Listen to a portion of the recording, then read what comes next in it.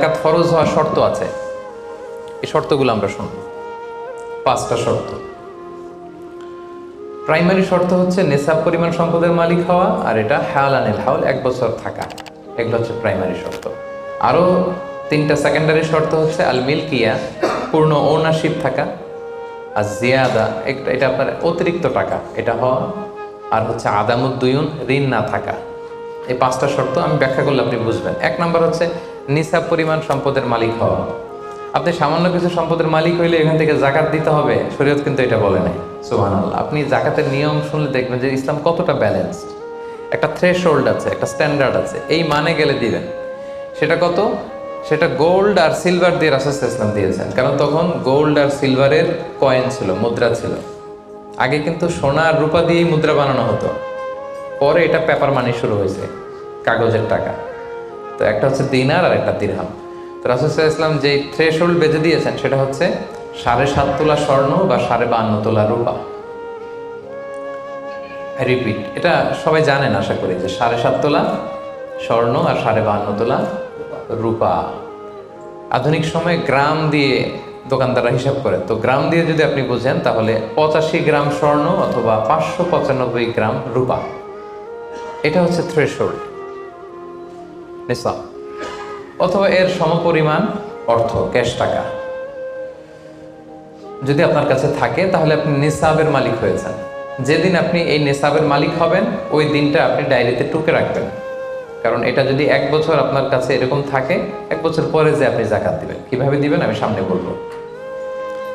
তো এই নেসাব নিয়ে একটা প্রবলেম আছে। প্রবলেমটা হচ্ছে 7.5 তোলা স্বর্ণ আর 52.5 তোলা রূপার দাম কিন্তু এক না। 52.5 তোলা রূপার দাম খুব কম, আর 7.5 তোলা স্বর্ণের দাম অনেক বেশি। এটা হইল একটাই কম আর একটা বেশি। ঘটনা হচ্ছে রাসূল সাল্লাল্লাহু আলাইহি ওয়াসাল্লাম যখন এই থ্রেশহোল্ডটা বেঁধে দিয়েছিলেন নিসাবটা, তখন দুইটার মান সমান ছিল। তখন 7.5 তোলা স্বর্ণ দিয়ে 52.5 তোলার মতো রূপা পাওয়া যেত, অথবা কেউ 52.5 তোলা রূপা বিক্রি করলে 7.5 তোলা স্বর্ণ পেত। কিন্তু পরে সিলভার ফল করতে শুরু করলো, ফল করতে করতে আজকে এই অবস্থা। গোল্ড আবার খুব একটা ফল করে নাই, ফলে গোল্ডের স্টেবিলিটিটা এখনো রয়ে গিয়েছে। তো এখন আপনি কোনটা ধরে দিবেন জাকাতটা? যদি আপনি রূপা ধরেন, কথার কথা, রূপা যদি এই 1 ভরির দাম 1000 টাকা হয়, তাহলে 52.5 ভরির দাম কত? 52,500 টাকা। কিন্তু স্বর্ণ যদি আপনি হিসাব করেন, 1 ভরি যদি 50,000 হয়, 7.5 ভরি কত? 3.5 লাখ প্লাস, তাহলে প্রায় 7 গুণ কম বেশি, তাই না? এটা নিয়েই হয়ে গেছে জটিলতা। তো এখন আপনি কোনটা ধরে দিবেন? অনেকে বলে না গোল্ড দিব, কারণ গোল্ড ফল করে নাই, এটার যে স্ট্যান্ডার্ড এটা এখনো বজায় আছে। এটা নিয়ে অনেক আলোচনা, আমি খুব সংক্ষেপে বলি। কেউ বলে গোল্ড দিব, কেউ বলে রূপা দিব। এখন আমি কি বলি? আমি আপনাদেরকে সাজেস্ট করব আপনারা রূপারটা ধরবেন। রূপারটা ধরলে কি লাভ হবে জানেন? 2 দিকেই লাভ, আপনারও লাভ, যিনি নিবে আরও লাভ। রূপারটা ধরলে বেশি সংখ্যক লোক জাকাত দান করতে হবে, তাই না? আর বেশি সংখ্যক গরিব লোকও টাকা পাবে, কি বলেন? তো 2 পক্ষে লাভ হইল না? এখন প্রশ্ন করতে পারেন, হুজুর ও পাইছে ওর লাভ, আমার লাভ কি? আপনার তো সবচেয়ে বড় লাভ, আপনি তো সওয়াব পাবেন আখিরাতে। এটা আমাদের বেশি দরকার না? কি বলেন? যিনি গ্রহীতা উনি পেয়ে লাভ, তার লাভ হইল, আর যিনি দাতা তিনি সওয়াব পেয়ে লাভবান হইলেন, তিনি সম্মানিত জাকাত দাতা হইলেন। অল্প আসুক না, ধরেন আপনার 1000 টাকা জাকাত আসছে, তা আপনি যদি 1000 টাকা জাকাত দেন, এটা আপনার হৃদয়ে একটা প্রশান্তির কারণ হবে না? যে আমি সম্মানিত জাকাত দাতা, আলহামদুলিল্লাহ, আই এম এ জাকাত পেয়ার। এবং এত বড় একটা ফরজ ইবাদতের লিস্টে যে আপনি ঢুকতে পারছেন, এটাও তো কম কিসে, কি বলেন? এজন্য স্বর্ণেরটা না ধরে রূপারটা ধরবেন। আপনাদের যে টাকা পয়সা, আপনাদের তো হীরা দিয়ে করা দরকার আপনাদের নেশা। এনিওয়ে, তো এজন্য আপনারা রূপারটা ধরবেন, তাহলে লোকজন উপকৃত হবে বেশি, সম্মানিত ভাই বোন বোনেরা। তাহলে 5টা শর্তের প্রথমটা তো বুঝে গেছেন, নেশাব, কি বলেন? নেশাব বুঝে গেছেন না? 2 নম্বর শর্ত হচ্ছে শুধু এই নেশাব পরিমাণ সম্পদের মালিক হইলেই হবে না ভাইরা, এটাকে হালানিল হাউল বলে, মানে 1 বছর আপনার কাছে থাকতে হবে। দেখেন ইসলাম কতটা ভারসাম্যপূর্ণ। কিছু টাকা আপনার কাছে থাকলে এই জাকাত দাও না, এটা 1 বছর থাকতে হবে। যদি দেখা যায় যে আপনার সব খরচ শেষে 1 বছর এই টাকাটা আপনার কাছে অলস পড়ে আছে, তাহলে বোঝা গেল যে আপনি সম্পদশালী এবং আপনার অর্থের একটা স্টেবিলিটি আছে। কি বলেন?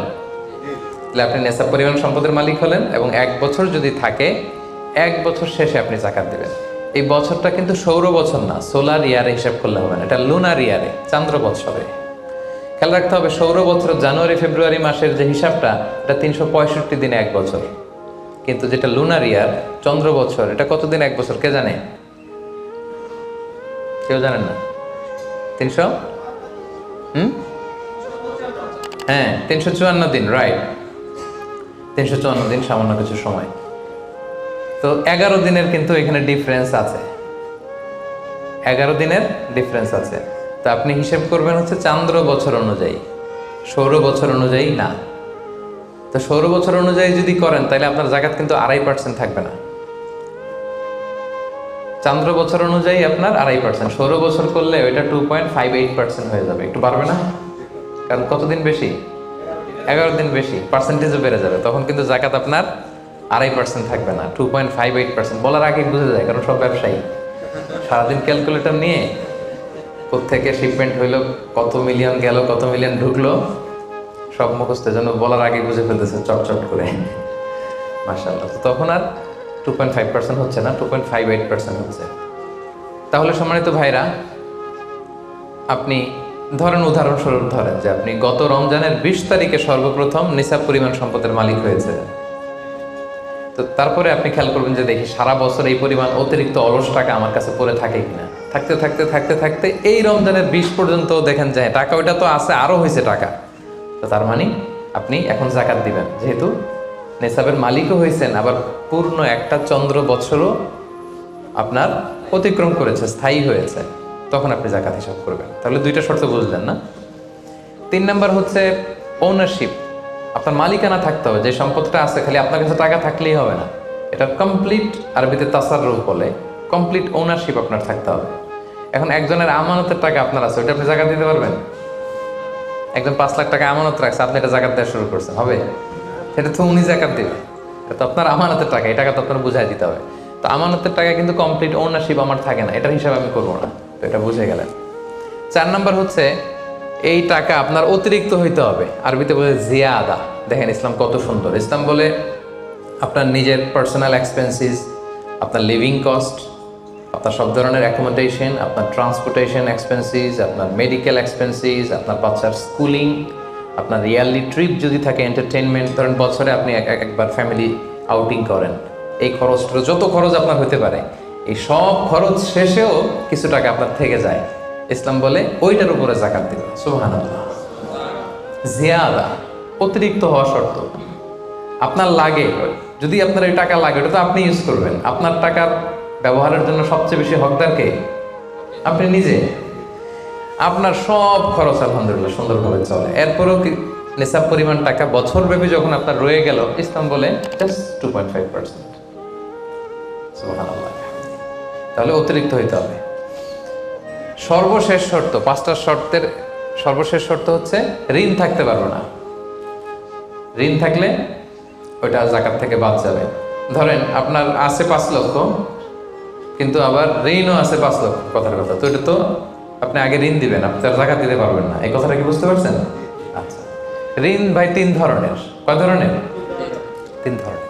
একটা হচ্ছে আপনার একবারে পরিশোধ করতে হবে, এরকম ঋণ থাকে না, যে আমি মুরাদ ভাইয়ের কাছ থেকে 1 লক্ষ টাকা নিলাম, আজকে আমার জাকাতের হিসাব করার ডেট, তো 1-2 মাসের মধ্যে টাকাটা দিতে হবে। তো তখন এই যে 1 লক্ষ টাকা উনি পাবে, এই টাকাটা আমি বাদ দিব আমার অন্যান্য অ্যাসেট থেকে। বাদ দিয়ে যদি দেখি যে না, তারপরেও জাকাত হয় দিব, আর না হলে দিব না, কারণ এটা একবারে দিতে হবে। ওনার বলছে যে 1 লক্ষ আমি একবারে দিয়ে দিব আপনাকে 1 মাস পরে, এইভাবে ঋণটা নিয়েছিলাম। তাহলে কিছু কিছু ঋণ আছে একবারে পরিশোধযোগ্য, ওকে, এটা জাকাতের ক্যালকুলেশন থেকে বাদ যাবে। কিভাবে বাদ যাবে আমি ক্যালকুলেশন করে দেখাবো। ঋণের দ্বিতীয় প্রকার হচ্ছে ইনস্টলমেন্টের কিছু ঋণ আছে, কিস্তিতে দেয়া লাগে। লেটস সে আমি 1 কোটি টাকা দিয়ে একটা গাড়ি কিনেছি, BMW গাড়ি, বা 50 লক্ষ টাকা দিয়ে আমি একটা হুন্ডা গাড়ি কিনেছি, 50 লক্ষ টাকা। তো এটা আমি কিস্তিতে কিনেছি। কিস্তির ঋণ যদি হয় তাহলে আপনি কিন্তু পুরোটা বাদ দিতে পারবেন না, তখন সর্বোচ্চ 12 মাসের কিস্তি বাদ দিতে পারবেন, 12 মান্থসের, তাও এই চন্দ্র মাসের হিসাবে। কারণ জাকাতের হিসাবটা কি 12 মাসের হিসাব, তাই না? এটা একটা ইয়ারলি ক্যালকুলেশন। আপনি পুরোটা যদি একবারে বাদ দেন তাহলে তো আপনার আর জাকাতই দেওয়া লাগবে না। কি বলেন? বাংলাদেশে অনেক বড় বড় সিআইপি ব্যবসায়ী আছে, ওনারা হাজার হাজার কোটি টাকা ব্যাংক থেকে ব্যবসায়ের কারণে ঋণ নেন এবং ওনাদের ঋণ খেলাপি হয়। তো ওনারা যদি বলে হুজুর আমার তো ঋণ আছে, তো উনি আর জাকাত দিবে কি? ওনারাই তো আমার জাকাত দেওয়া লাগবে এখন। কি বলেন? এরকম বড় বড় সিআইপিরা যদি ঋণের দোহাই দেয়, উনি আর জাকাত দিবে কি? উনি তো ঋণী। তাই উনারাই কিছু জাকাত আমাদের দেওয়া লাগবে, কারণ আমরা জাকাতের 8টা খাতের মধ্যে একটা পড়েছি, বল গরিমিনা। কি বলেন? ঋণগ্রস্ত ব্যক্তিকে জাকাতের টাকা দিয়ে হেল্প করা যায়, তো উনি আর দিবে কি? উনারে দিই আমরা। ওই ঋণ বাদ দেওয়া যাবে না। ইনস্টলমেন্টের ঋণ হইলে 12 মাসের, আর ওইরকম ঋণ খেলাপি 1000 কোটি টাকা, এগুলো বাদ দেওয়া যাবে। 3 নাম্বার ঋণ হচ্ছে লাক্সারি পণ্য কিনতে যে ঋণ হয়, এই ঋণ জাকাত থেকে বাদ দেওয়া যাবে না। বিলাসিতামূলক কিছু যদি আপনি কিনেন, আপনি একটা লাম্বরগিনি কিনলেন 10 কোটি টাকা দিয়ে, এটা আপনি জাকাত থেকে বাদ দিতে পারবেন? পারবেন না। তাহলে লাক্সারি আইটেমের যে ঋণ, এটা বাদ দেওয়া যায় না। তাহলে ঋণের ব্যাপারটা পুরোপুরি বুঝে গেছেন না? এই 5টা শর্ত যদি থাকে আপনার মধ্যে পাওয়া যায়, অর্থাৎ আল্লাহ তাআলা আপনাকে একটা নিসাব পরিমাণ সম্পদের মালিক বানিয়েছেন, এটা আল্লাহ তাআলা পুরো 1 বছর আপনার এই পরিমাণ টাকা আপনার মধ্যে স্টেবল ছিল এবং এটার পূর্ণ ওনারশিপ আপনার আছে, এবং এটা আপনার সব খরচের অতিরিক্ত, এবং সবশেষে এটা আপনার ঋণের বাইরে।